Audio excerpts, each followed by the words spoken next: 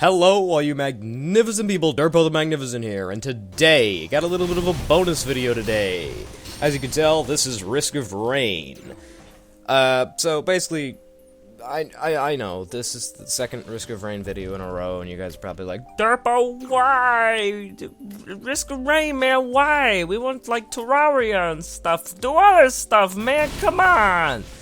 And, look, here's the reason for 2 Risk of Rain videos in a row. I'm going to explain this very quick before I actually start describing what's going on in the video. I have taken sort of a little bit of a break, you may have noticed, from video making. All I've really done is the Risk of Rain video, and that's about it. And the reason for that is mainly because I got into Mass Effect, and I've just been playing that every night instead of recording like I should be. So, I apologize for that. I should be getting back to my regular, I guess, schedule, with air quotes that you can't see,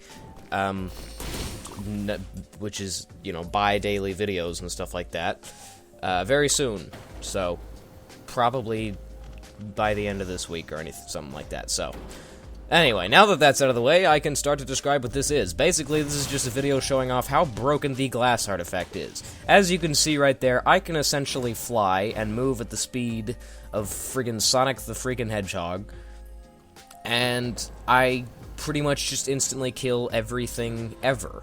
I will attempt to explain how each of these powers has been given to me. So, for the speed, that one's really easy. It's just Paul's goat hoof. You can see them right there. I have, I don't know, 51, something like that. I can't really see too well. But anyway, yeah, I have about 50 goat hooves, and they stack infinitely, so technically you could reach infinite speeds, and eventually just start to break the game. But I just decided to stop at 50, which gives me the speed that you see here.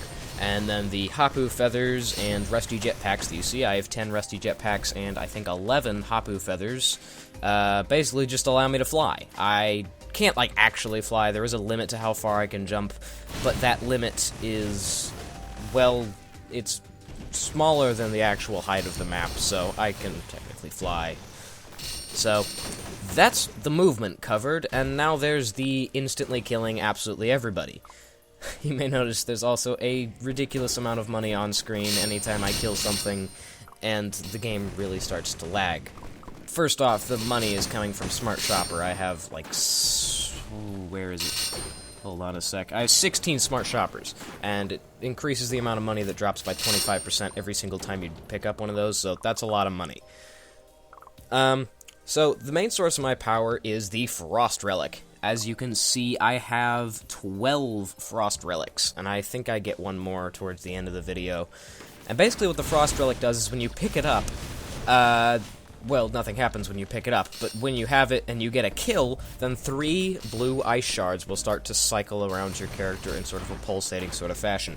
Each of those individual crystals does a pretty decent amount of damage. With the glass artifact, which gives you 500% more damage, they do a lot of damage, a heck of a lot of damage. And every single time you get a Frost Relic, it upgrades the number of Ice Shards by 1. If you get 2 Frost Relics, then you have 4 crystals. If you got, like, 17...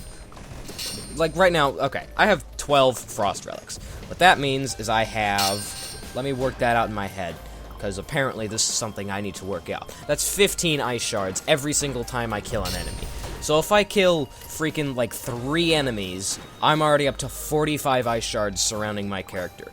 Each of those Ice Shards does damage individually to any enemy that it's touching. So it's not like one Ice Shard does damage when it's touching an enemy. All of them do damage. Okay, so that's already a lot of freaking damage right there. And then I have the Lensmaker's Glasses, which, let me see, I think I have 29 of them. Unless that's a 5, in which case I have 59 of them. I don't think I have 59. Anyway, what the Lensmaker's Glasses do is they give me a chance to crit. And because I have so many, I basically just always crit. And the thing that's so good about the Frost Relic is that all of the Ice Shards can crit. Most of the time, power-ups like that and things like that can't get critical hits, but the Frost Relic Shards can crit. So every single time they're critting, and the crits do, like, I don't know, 5 times as much damage as a normal attack would, plus the 500% increase in damage from the glass artifact, and the fact that there's, like, potentially hundreds of crystals swarming around me if I've killed a whole lot of enemies. I don't even have to attack. You may notice, it's hard to see, but I'm not even attacking for most of this video. I'm just killing one enemy and then walking into the rest. It just annihilates everything. Nothing survives. And then when they die, I have a bunch of ceremonial daggers, which are what the purple gas clouds that come out of enemies are. So those home in on enemies and destroy them as well. And then when I kill enemies, you see that lightning field around me that just disappeared. That is the charge field generator. Whenever you get a kill, it puts that electrical generator thing around you, and it hurts enemies. And the more enemies you kill, the bigger it gets. I'm also collecting barbed wires, and you see that small gray thin ring around me? That also does damage to enemies. So all I have to do is walk into enemies, and my drones, ice shards, and everything else will just annihilate everything. I also have the... well, not exactly, but I have the maximum amount of health that you can legitimately get, sort of. So, I have 999 health. You can get more health with the Guardian Heart, but the thing is, with the Guardian Heart, you can only go up in health by increments of 60, so it would take a very long time to actually get any decent amount of health from it. So yeah, I have essentially the highest amount of health you can get in the game, and I'm pretty much invincible because of the ridiculous amount of healing items I have and stuff like that. Now, you may notice at the beginning of the video, and I haven't really been paying attention too much, but you may occasionally see, like, a giant laser just shoot across the screen. That is called... I don't know what it's called. I rarely get it, so I don't really know what it is. But basically, as you attack and use abilities and stuff, it slowly builds up a red circle around you, and the red circle gets bigger and bigger. And eventually, a giant laser shoots across the screen, decimating anything in front of it. Over here, I just show you the Easter egg of this level. I showed you in my episode, but I thought I would show you again, because it's my favorite thing ever. So that's basically where all my power is coming from. I have a whole bunch of other items and things that don't really help out too much. I have the Ancient Scepter, which is upgrading my 4th ability, which is I don't remember the original name, but it's now Eviscerate. Basically what I do is I teleport away, basically become invincible for a little bit, and any enemies near me get hit by like 1,000,000 sword hits or something like that, and it's really cool. Right here I discovered that you can actually go through the ground. I did not know that previously, but apparently you can just walk through the ground in some parts of the level. Sadly, you can't use this to your advantage in any sort of way, other than killing enemies through the floor like I just did there. But, yeah. So yeah, I have the upgraded 4th ability, and I will use that from time to time just because it does a ridiculous amount of damage, and it's a very fun attack to use. What other items do I have that are worthy of mentioning? I don't really think there are any other ones. I have Arms Race for all of my drones, so all of them are equipped with rocket launchers and mortars, so that's a fudge ton of projectiles. I have the Tesla, which any enemies near me get, tased and stuff. Then I have the Wicked Ring, which critical hits, which I do pretty much an infinite number of, regenerate my my abilities and stuff, like Eviscerate and Teleport and stuff like that.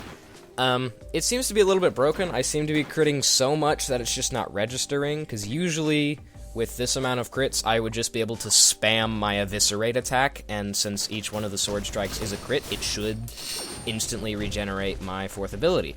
It doesn't do that for some reason. It does work for the Commando's 4th ability, I discovered. If you get a high enough crit chance and you get the Wicked Ring, then you can just spam his 4th ability, the rapid-fire machine guns. It's very nice. So, as you can see here, I'm fighting Providence. His health is going down like crazy. Right now, he even has his invincibility shield that makes all my attacks do 1 damage, and I'm still taking huge chunks of his health out. That's ridiculous. Now, right quick, I would like to mention that this fight is incomplete because the game just starts to break towards the end. The frame rate dies, and I'm not actually able to record the actual final hit and stuff. I was going to, like, turn the recording on at the last second right as I killed him, but I just killed him too quickly. So, yeah.